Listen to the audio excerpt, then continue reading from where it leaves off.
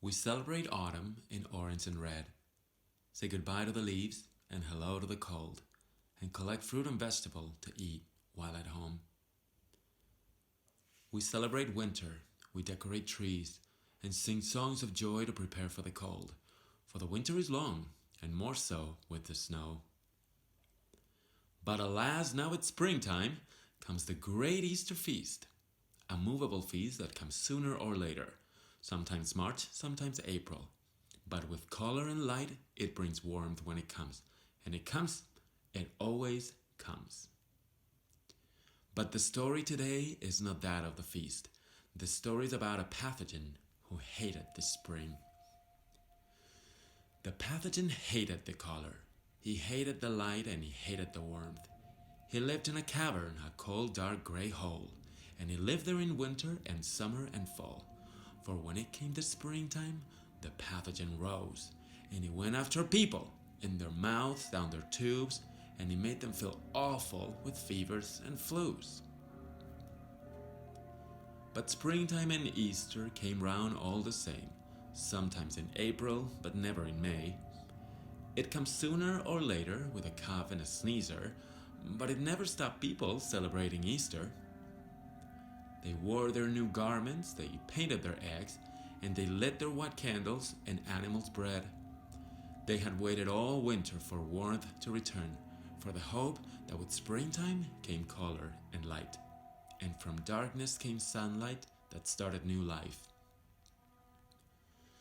But the pathogen said, "Oh no, not in this 2020. Springtime may come. There may be flowers blooming. It may get warm outside, but nobody will see it. They will not celebrate. They will be in their beds with a terrible ache. Let them wear their new garments. Let them paint their nice eggs. They will do so with sneezes and coughs and great dread." "I will wear a disguise," said the virulent pathogen. "A great costume, brand new. With this crown and these spikes, they will think I'm the flu. Everyone will fall ill without even a clue." So the pathogen traveled.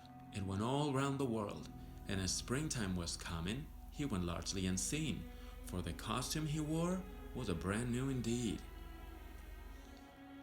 And the coughing got worse, and temperatures rose, not because of the springtime, but because of this foe. Now that flowers were blooming, creatures reborn, and the sun had brought warmth that makes humans feel strong, now they had to stay in, sadly trapped in their home. So the virus kept spreading, and the news did get worse. With the sneezing and coughing came the worst of it all. Those who had seen more springtimes, those who most needed its warmth, those poor older people, the evil new pathogen, those he hated the most. And he went after them saying, "They may think spring is coming, but they won't see its colors and they won't feel its warmth. And if they thought of celebrating Easter, I'll make sure that they don't."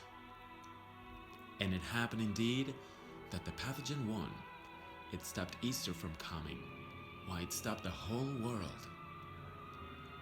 A movable feast that comes sooner or later wouldn't come, not at all. And the pathogen smiled and reveled on its feet.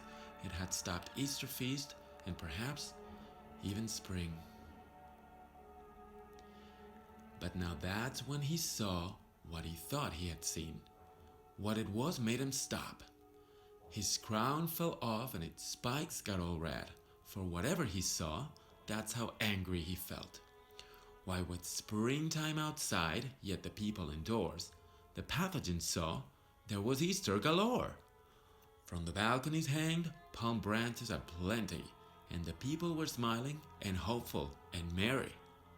"How could it be?" the pathogen thought.